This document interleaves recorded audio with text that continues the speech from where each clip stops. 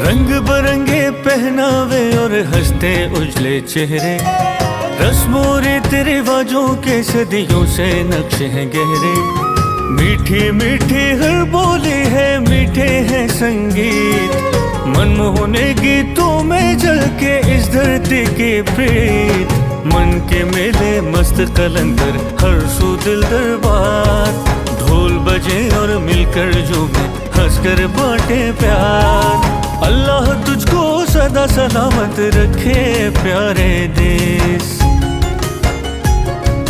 रोशनी और रंगों के धारे, आंख के तारे देश।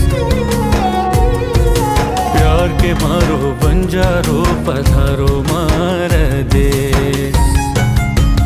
केसरिया बालमा मुझे पधारो, पधारो मार देश, देश रे पधारो मार देश।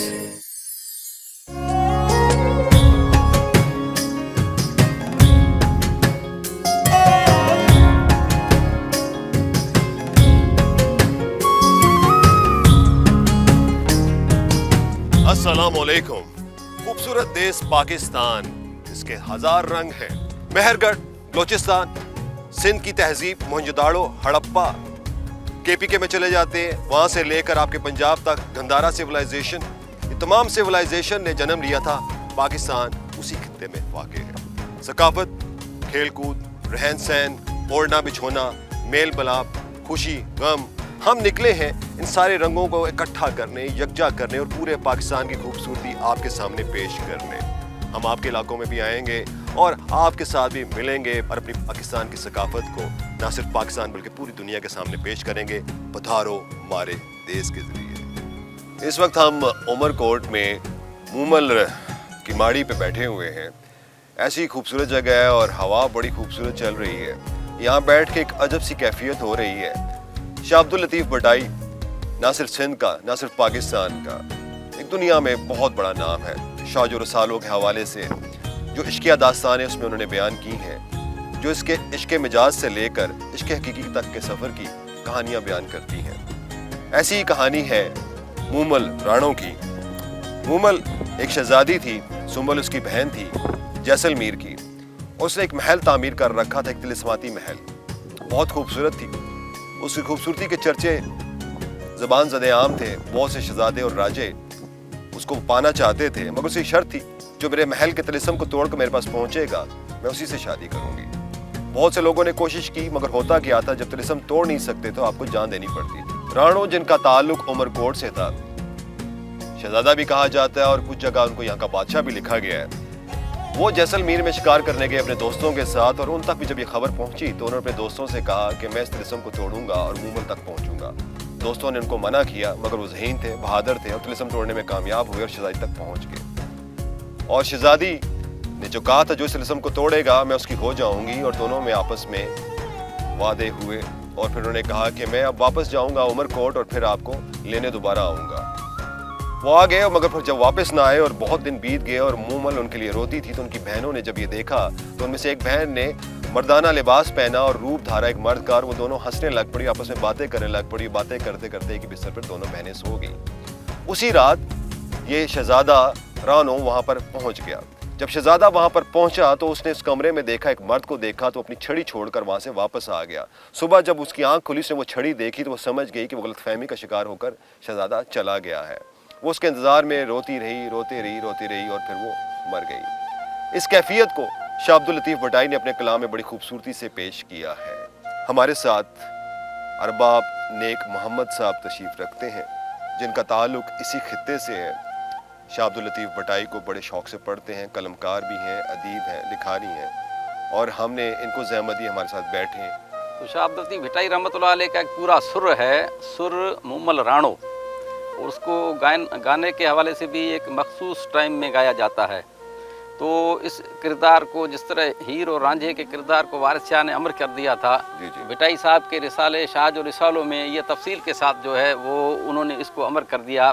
शमा बारिंदे शब पिरे बाखूं कढियूं, मोट मरां थी मेहंदरा राणा कारण रब तुझी तात तलब कांग उड़ायम काकजा, यानी वो महेंद्र के इंतज़ार में किस तरह फरिफ्ता हो चुकी थी, और इसकी दास्तान को फिर ये सुर मुमल राणो पूरा सुर जो है उसमें ये महफूज हो गया है। वाह, अगर आप इसको थोड़ा तर्जुमा कर दें। शम्मा बारिंदे शब, मैंने पूरी रात मैं आपके इंतज़ार में चिराग जलाती रही, फिर पाखूँ कढूँ, और सुबह की वो पौ फूटने का जो है वो हसीन मंजर भी माना ज़ाहिर हो रहा है।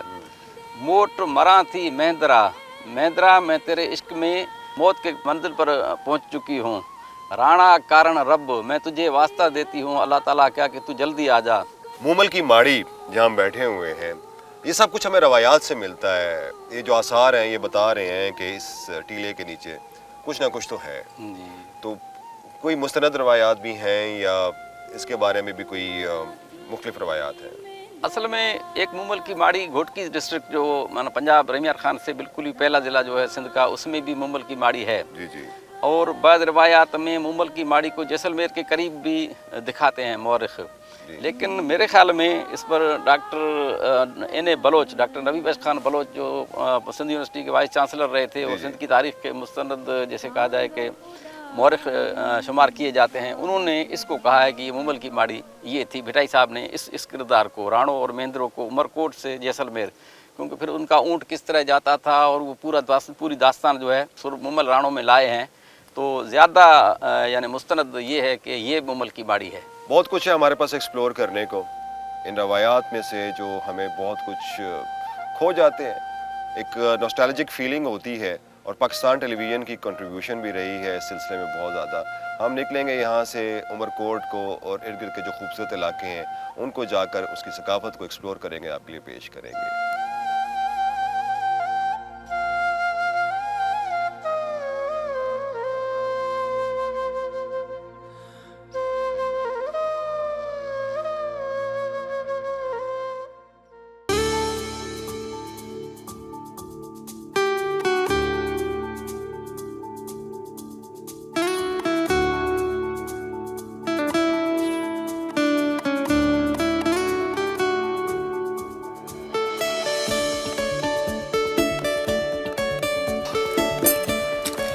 उमरकोट में चलते चलते हम इस बाजार में चले आए हैं और यहाँ पर हमने देखा है चूड़ा बनते हुए। चूड़ा जो उमरकोट और थरपारकर की इस तहजीब का एक बहुत ही खूबसूरत अंसर है। यहाँ की ख़वातीन जो इसको पहनती हैं, और मुख्तलिफ रंग के चूड़े यहाँ मैं देख रहा हूँ, और मैं आकर बैठ तो गया हूँ, मैंने इनसे इजाज़त तो नहीं ली है, मगर लोग इतने मेहमान नवाज और प्यार करने वाले हैं कि आपको प्यार से पास बिठा लेते हैं, इनसे बात करते हैं, इनसे तारुफ लेते हैं। और क्या नाम है भाईजान आपका, कैसे हैं आप, खैरियत से हैं? अशोक कुमार नाम है। अशोक कुमार साहब, अशोक कुमार साहब आपके साथी बैठे हुए हैं भाई। आप क्या नाम है भाई आपका? मोहन। ठीक है, आप खैरियत से हैं? अशोक साहब, ये बड़े खूबसूरत रंग आपके पास बिखरे पड़े हुए हैं और ये बड़ा खूबसूरत चूड़ा है, तो ये कब से बना रहे हैं आप? मेरे को 20 साल हो गए, 22 साल। 20-22 साल हो गए हैं। कुछ बताएंगे इसके बारे में? ख़वातीन जो पहनती हैं किन किन मौके पे पहनती हैं, कैसे पहनती हैं, रंगों का इस्तेमाल कैसे किया जाता है? ये औरतें शादियों में बहुत पहनते हैं, पुराने चूड़े उतारती है, नए नए पहनती है। तो शादीशुदा ख़वातीन हैं वो क्या ज़्यादा चूड़े पहनती हैं? हाँ, शादीशुदा है जो ऊपर के नीचे के दोनों पहनते हैं। अच्छा, और जो कंवारियाँ होती है वो खाली नीचे के पहनती है। कुंवारियाँ खाली नीचे के, और ये शादीशुदा वो पूरे बाजू पे पहनती थी, मतलब अभी नहीं पहनती है, अभी रवाज नहीं है। अब रवाज कम होता जा कम रहा हो है। गया। ये बड़ा खूबसूरत रवाज है। तो किसी ज़माने में बड़ा बाजार हुआ करता था, क्या वजह हुई है अब? बस फैशन आ गया, अभी नए नए डिज़ाइन की चूड़ियाँ, शीशे की कांच की चूड़ियाँ आ गई, वो पहनती हैं। जो एक रिवाज था और आपको पहचान होती थी, अगर किसी की ज़िंदगी में से उसका जीवन साथी चला जाए, खातून अगर बेबी की हो शिकार, तो फिर वो चूड़े वो सारा चूड़ा उतार लेती है। सारा चूड़ा उतार लेती थी। अच्छा, तो ये जो चूड़ा बनाने का अमल है इसमें बड़ा टाइम और बड़ी मेहनत दरकार होती है। पूरा एक सेट जो पूरा बाजू पे आता है उसकी क्या कॉस्ट आती है? तकरीबन 800,000 में हो जाता है। पूरे एक बाजू पे? नीचे ऊपर नीचे दोनों हाथों में। दोनों हाथों पे? जी। 800,000। 800,000। तो ये मटेरियल क्या इस्तेमाल होता है? मतलब प्लास्टिक है, इसमें प्लास्टिक है और स्टिकर लगता है, ये भी प्लास्टिक का है। अच्छा, यहाँ पर आते हुए मैंने देखा है ख़वातीन वो मखसूस जो थर का लिबास है उसमें तो मलबूस हैं। आप कह रहे हैं लिबास के हद तक तो वो ट्रेडिशन है, मगर ये चूड़े का जो फैशन है ये कमज़ोर पड़ता जा रहा है। कमज़ोर होता है। यहाँ पर आए, हमने गुफ्तगू की और जैसे हमने कहा था तहजीब और सकाफत आपकी रूह होती है और जो मॉडर्न ज़माना है उसका असर इस इलाके में भी आता चला जा रहा है और ये तहजीब में से एक बड़ा खूबसूरत जो इस कल्चर का हिस्सा था, अब इस कल्चर में से ये मफकूद होता जा रहा है और बस ये एक अकेली दुकान यहाँ पे रह गई है जिसको हमने आपके लिए रिकॉर्ड कर लिया है। और अब हम यहाँ से उठेंगे और देखेंगे बाकी जो भी हमारे पास निशान हैं, जो भी खूबसूरतियाँ हैं, हम आपके लिए पेश करेंगे।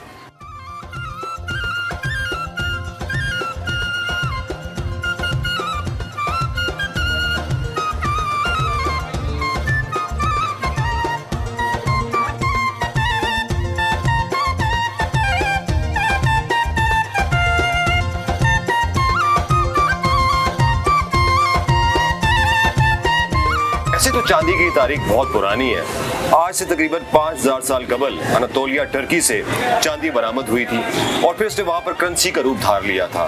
फिर उसके बाद 3200 साल कबल मसीह जब ये ग्रीस से, ये यूनान से बरामद हुई चांदी और उस चांदी के जोर पे एक बहुत बड़ी मईशत खड़ी कर ली, फौज खड़ी कर ली अलेक्जेंडर ने। खैर ये तो तारीख की बात हुई, हम अपनी तारीख की बात करते हैं कि राजस्थान के जो बहुत खूबसूरत रंग हैं और थरपारकर में जिस जगह हम हैं, यहाँ पर आज भी चांदी की अहमियत ऐसी ही है जैसे सोने की अहमियत बाकी दूसरी जगहों पे होती है शादी और इन त्योहारों के हवाले से जो खुशी में इस्तेमाल किए जाते हैं। हम आए इस बाजार में और भाई ने हमें बड़े प्यार से बिठाया है। जय भाई, नाम क्या है आपका? भीषम कुमार। भीषम कुमार जी। भीषम कुमार, कुछ बताएं इनके हवाले से हमें। ये हमारे पास जो है, हम डेजर्ट में बैठे हुए, डेजर्ट एरिया पे। जी जी। ये पूरा थरपारकर लगता है हमें। जिसकी की भी शादी होती है, चाहे अकलियत हो चाहे सिरत हो, तो उनमें थोड़ा बहुत गरीब 1 तोला आधा तोला सोना परचेजिंग करता है और चांदी ज्यादा परचेजिंग करता है।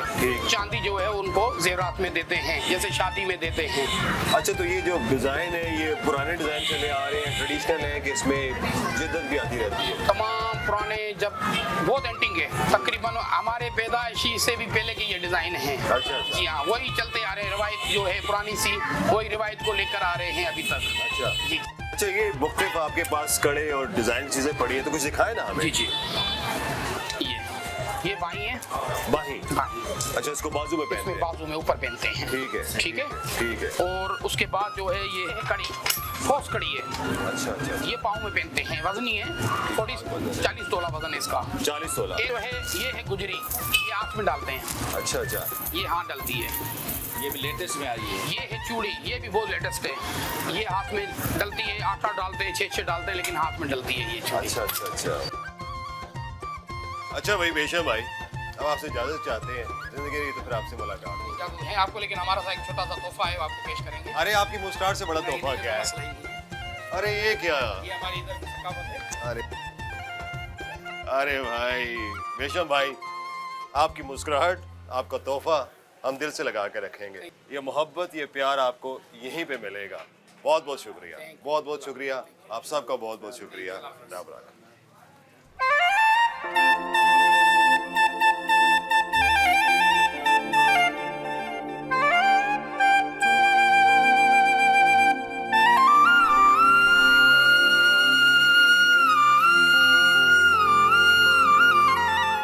जैसे कि आपको बताया था कि पाकिस्तान के बड़े बाज़ारों से इसका एक शुमार होता है। लाहौर के अनारकली, रावलपिंडी का मोती बाज़ार, राजा बाज़ार, ज़ैबुलनिसा स्ट्रीट कराची, किस्सा ख्वानी बाज़ार, आप चले जाते हैं पेशावर, कोयटा के भी बड़े खूबसूरत बाज़ार हैं। तो ये उमरकोट का बाज़ार, यहाँ पर ट्रेडिशनल ड्रेस भी आपको देखने को मिलेगा। ज़्यादा आप डोमिनेट देखेंगे कलर कर रहे हैं जो ख़वातीन के लिबास के हवाले से है। तो हमारे शॉप पे उनसे पूछ के बैठ तो गए, अब उनसे गुफ्तगू करेंगे।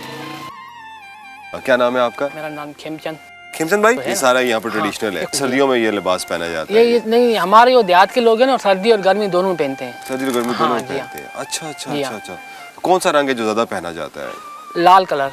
अच्छा, ये मैं बड़ा खूबसूरत देख रहा हूँ। हाँ, ये और सोड़ और बिछान जो होती है ना, वो है। ये ओढ़ने वाली, बिछाने वाली। ये कहाँ बिछाते हैं? ये मिट्टी से बनती है, हाथ की बनी हुई होती है। हाथ की? अच्छा, ये हाथ की बनी हुई हाँ है। जी हाँ। ये शादी के मौके हाँ, पे मौके पे देते हैं, दहेज में लड़की को। लड़की को जहेज में बिस्तरा देते देते हैं। हैं ना, बिस्तरा ये एक। तो ये किस तरह गायज होता है? ये 1600 का बिस्तरा है। पूरा 1600 का हाँ जी, बिस्तरा है? बिस्तरा एक। ठीक, तो फिर मैं भी एक पे करा लूंगा, ये तो बड़ा कुछ नहीं, खूबसूरत कुछ नहीं, है। अच्छा, उसके अलावा जैसे एक मैं वहाँ पर गए थे चूड़ा पे, तो वहाँ पर भी वो कह रहे हैं उस पर काफ़ी असरअंदाज हो गया, अब चूड़ा कम बिकता है। हाँ। तो क्या आप ट्रेडिशनल के अलावा भी खवातीन और तरह के भी लिबास पहनती हैं कि मगर अभी भी कपड़े के मामले में कम से कम वो नहीं, हमारे पास होटल में जो लेते हैं ना, वही चलता है। अच्छा। हाँ। हाथ के काम का कुछ पड़ा हुआ है हाथ आपके का पास? काम का ये पड़ा हुआ है। अरे वाह, ये मारवी चादर है, हाथ की बनी हुई है। अच्छा अच्छा, जो रंगत भी हाथ की, ये काम जो बना ये हाथ का बना हुआ है।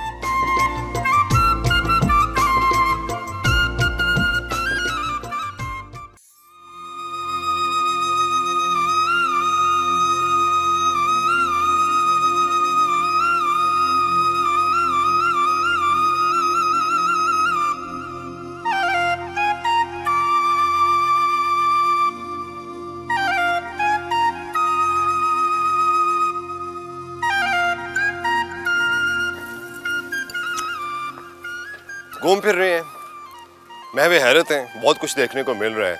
ये जो अजीम उल शान ट्रक आप मेरे पीछे देख रहे हैं, इसको मकामी ज़बान में केकड़ो बोलते हैं और हम इसे केकड़ा भी कहते हैं।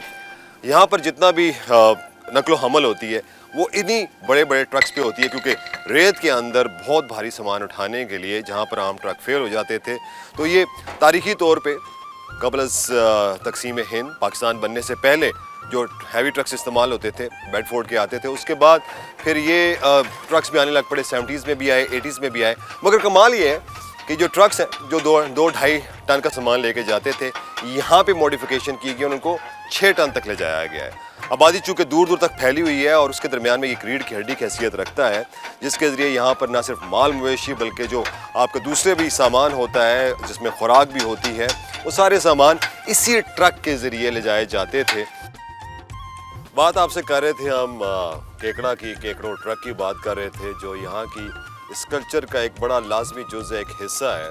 और इसकी तारीख के हवाले से हमारी खुशनसीबी है कि डॉक्टर अब्दुल अजीज़ साहब हमारे साथ मौजूद हैं और इसकी क्या तारीख है और इसकी कितनी अहमियत है इस पूरे डिस्ट्रिक्ट में, इस पूरे इलाके में और इर्द गिर्द के इलाकों में। कुछ बताएं हमें इसकी अहमियत और इसकी तारीख के हवाले से, ये जो केकड़ा ट्रक है।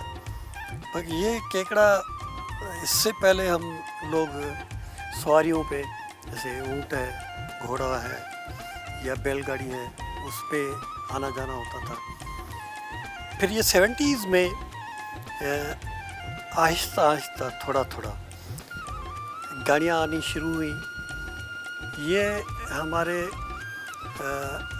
फ़ौज में उनके पास जो नाकारा मटीरियल या नाकारा गाड़ियाँ जो थी वो उन्होंने नीलाम की, तो नीलाम से वहाँ से वो गाड़ियाँ उन्होंने ख़रीदी।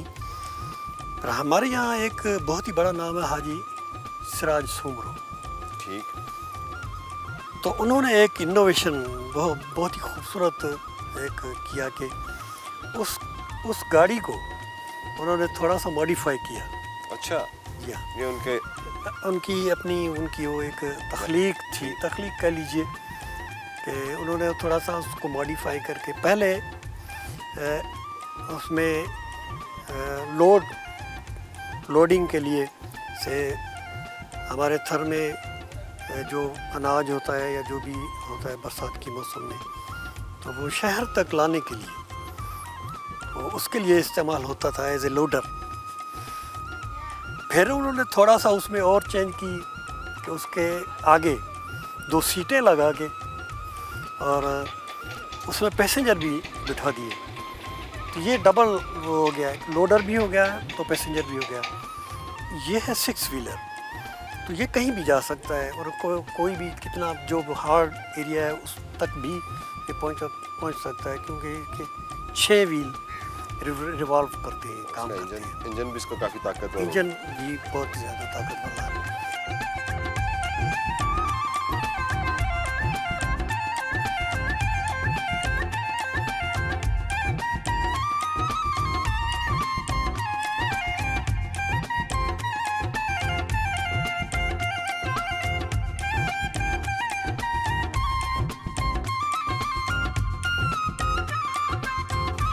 तो इसमें जो है ये 6x6 इसका जो है अच्छा हवा पे है सर। अच्छा, हाँ माशाल्लाह।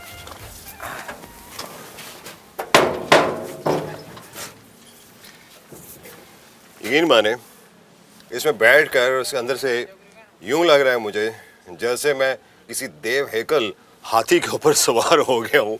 और आई वंडर कि जब मैं सरा के अंदर जाऊँगा तो किस तरह की मेरी फीलिंग्स होंगी। But what ever it is an amazing amazing art, amazing skill जो इन लोगों का है। तो हम कोशिश करेंगे कि आपको इस तरह के और एडवेंचर में साथ लेके चलें और आपको और अजूबे दिखाएं।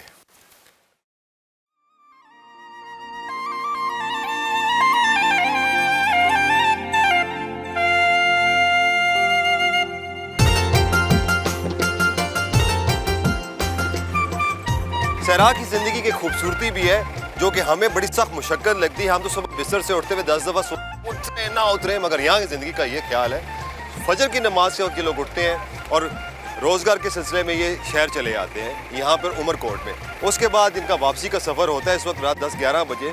कुछ लोग तो 100 मील तक जाते हैं। इन सवारियों पर अपने गाँव में वापस जाते हैं और उसके बाद अगले दिन फिर सुबह फजर के वक्त ये अपने काम काज के लिए, रोज़गार के लिए यहाँ पर चले आते हैं। ऊपर आप जो सामान देख रहे हैं इसमें अनाज भी है, इसमें खुराक भी है, लेकर जाते हैं। और कुछ और गाड़ियाँ भी आती हैं जाती हैं जिसमें माल मवेशी भी वहाँ से लेकर आते हैं और फिर वो माल मवेशी उसको आगे उसकी फ़रोख्त भी की जाती है। तो जितनी भी खरीदो फरोख्त है वो यहाँ पर होती है। इसमें कुछ फैमिलीज़ अपने खरीदो फरोख्त के लिए आते हैं, बच्चे भी आते हैं, बड़े भी आते हैं। और फिर यहाँ पर जैसे अब ये देख लें भाई साहब पकौड़े भी बेच रहे हैं। जाते हुए बंदा थोड़े पकौड़े ले लेता है, चाय मिल जाए चाय का भी पी लेता है। यही ज़िंदगी जी यहाँ की बड़ी खूबसूरत ज़िंदगी है। मेहनत, मुशक्क़त आपको नज़र आएगी, ट्रेडिशन नज़र आएगी और यहाँ के जितने भी लोग हैं वो मेहनत कश हैं, मेहनत पे यकीन रखते हैं और ये मेरे पाकिस्तान का खूबसूरत रंग है।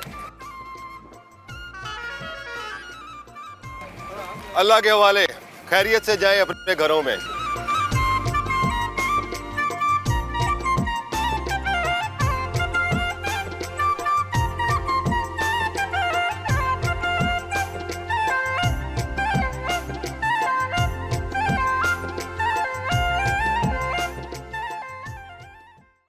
जब हम सहरा की सैर को निकलते हैं, थर पार कर आते हैं, तो सहरा के रहने वाले अपने रब ताला से बड़े करीब होते हैं। मजाज की हकीकत जानने के लिए आपको यहीं आना पड़ता है। दर्द है इनकी आवाज़ में, सोज है इनकी आवाज़ में, मोहब्बत है इनकी आवाज़ में, इश्क है इनकी आवाज़ में। जो लोक मौसीकी यहाँ आपको सुनने को मिलती है और ख़ासकर आप जब इस माहौल में बैठे हों तो आपके दिल को छू जाती है। आज शाम जब हम बैठे हैं तो यहाँ से जो लोकल फ़नकार हैं, लोक फ़नकारों ने हमें ज्वाइन किया है और बड़ा खूबसूरत कलाम उन्होंने कहा है वो हमारे साथ पेश करेंगे। हारमोनियम पे हैं अब्दुल्ला फ़कीर और गायकी जो गाएंगे उनका नाम है अब्दुल रशीद फ़कीर और जो हमारे साथ ढोलक पे होंगे उनका नाम है बुढ़ल फ़कीर।